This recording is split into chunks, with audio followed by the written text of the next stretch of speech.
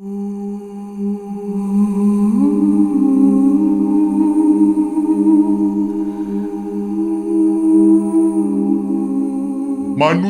Bugis adalah suku yang tergolong ke dalam suku-suku Duentero Melayu.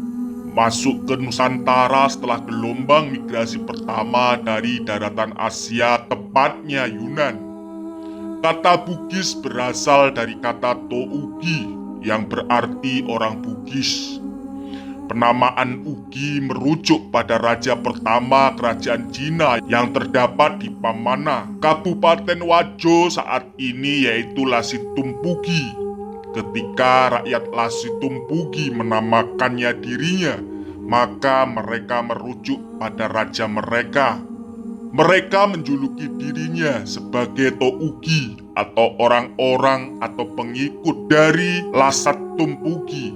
Lasat-Tumpugi adalah ayah dari Wecudai dan bersaudara dengan Batara Latu, ayahanda dari Saweri Gading. Saweri Gading sendiri adalah suami dari Wecudai dan melahirkan beberapa anak termasuk Lagaligo yang membuat karya sastra terbesar di dunia dengan jumlah kurang lebih 9.000 halaman folio. Saweri Gading Opunaware atau yang dipertuan di Ware adalah kisah yang tertuang dalam karya sastra pertama Lagaligo dalam tradisi masyarakat Bugis. Kisah Saweri Gading juga dikenal dalam tradisi masyarakat Luwuk Kaili Gorontalo dan beberapa tradisi lain di Sulawesi seperti Buton. Komunitas ini berkembang dan membentuk beberapa kerajaan. Masyarakat ini kemudian mengembangkan kebudayaan, bahasa, aksara, dan pemerintahan mereka sendiri. Beberapa kerajaan Bugis klasik antara lain Luwu, Bone, Wajo, Sopeng, Supa, Sawito, Sidenreng, dan Rapang. Meski tersebar dan membentuk suku Bugis, tapi proses pernikahan menyebabkan adanya pertalian darah dengan Makassar dan Mandar. Saat ini orang Bugis tersebar dalam beberapa kabupaten yaitu Luwu, Bone, Wajo, Sopeng, Sidrap, Pinrang, Sinjai, dan Baru. Daerah peralihan antara Bugis dengan Makassar adalah Bulukumba, Sinjai, Maros, Pangkajene Kepulauan. Daerah peralihan Bugis dengan Mandar adalah Kabupaten Polmas dan Pinrang. Kerajaan Luwu adalah kerajaan yang dianggap tertua bersama kerajaan Cina yang kelak menjadi Pamana, Mario yang kelak menjadi bagian Sopeng, dan Siang, daerah di Pangkajene Kepulauan. Masa kerajaan Bone di daerah Bone terjadi kekacauan selama 7 generasi, yang kemudian muncul seorang Tumanurung yang dikenal Manurunge Rimatajang. Kerajaan Makassar di abad ke-12, 13, dan 14 berdiri kerajaan Goa, Sopeng, Bone, dan Wajo yang diawali dengan krisis sosial, di mana orang saling memangsa laksana ikan. Kerajaan Makassar kemudian terpecah menjadi Goa dan Talo, tapi dalam perkembangannya kerajaan kembar ini kembali menyatu menjadi kerajaan Makassar. Pada abad ke-15 ketika kerajaan Goa dan Bone mulai menguat dan Sopeng serta Wajo mulai muncul, maka terjadi konflik perbatasan dalam menguasai dominasi politik dan ekonomi antar kerajaan. Kerajaan Bone memperluas wilayahnya hingga bertemu dengan wilayah Goa di Bulukumba. Sementara di utara, Bone bertemu Luwu di Sungai Walenai. Perang antara Luwu dan Bone dimenangkan oleh Bone, dan Luwu kemudian mempersaudarakan kerajaan mereka. Sungai Walenane adalah jalur ekonomi dari Danau Tempe dan Danau Sidenreng menuju Teluk Bone. Penyebaran Islam pada awal abad ke-17, datang penyiar agama Islam dari Minangkabau atas perintah Sultan Iskandar Muda dari Aceh. Mereka adalah Abdul Makmur atau Datuk Ribandang yang mengislamkan Goa dan Talo. Sulaiman atau Datuk Patimang menyebarkan Islam di Wulu, dan Nurdin Aryani yaitu Datuk Ritiro juga menyiarkan Islam di Bulukumba. Kolonialisme Belanda pertengahan abad ke-17 terjadi persaingan yang tajam antara Goa dengan VOC hingga terjadi beberapa kali pertempuran. Sementara Arumpone ditahan di Goa dan mengakibatkan terjadinya perlawanan yang dipimpin Latenri Tattadaeng serang Arung Palaka.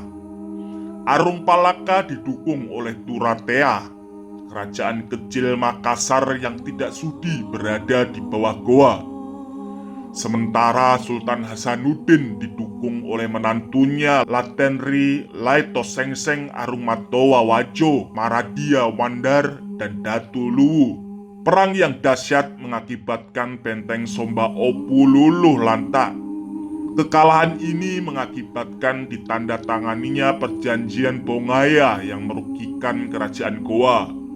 Setelah itu tidak ada lagi perang yang besar sampai kemudian di tahun 1905 hingga 1906 setelah perlawanan Sultan Husain Karaeng Lembang Parang dan Lapawowi Karaeng Segeri Arumpone dipadamkan. Maka masyarakat Bugis Makassar baru bisa betul-betul ditaklukkan Belanda. Kosongnya kepemimpinan lokal mengakibatkan Belanda menerbitkan Korte Verklaring, yaitu perjanjian pendek tentang pengangkatan raja sebagai pemulihan kondisi kerajaan yang sempat lowong setelah penaklukan. Kerajaan tidak lagi berdaulat, tapi hanya sekedar perpanjangan tangan kekuasaan pemerintah kolonial Hindia Belanda. Sampai kemudian muncul Jepang menggeser Belanda hingga berdirinya NKRI.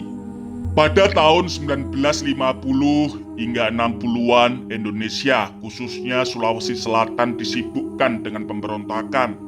Pemberontakan ini mengakibatkan banyak orang Bugis meninggalkan kampung halamannya. Pada zaman Orde Baru, budaya periferi seperti budaya di Sulawesi benar-benar dipinggirkan sehingga semakin terkikis. Sekarang generasi muda Bugis Makassar adalah generasi yang lebih banyak mengkonsumsi budaya material sebagai akibat modernisasi. Kehilangan jati diri akibat pendidikan pola Orde Baru yang meminggirkan budaya mereka. Mata pencaharian masyarakat Bugis tersebar di dataran rendah yang subur dan pesisir. Maka kebanyakan dari masyarakat Bugis hidup sebagai petani dan nelayan. Mata pencaharian lain yang diminati orang Bugis adalah pedagang. Selain itu, masyarakat Bugis juga mengisi birokrasi pemerintahan dan menekuni bidang pendidikan.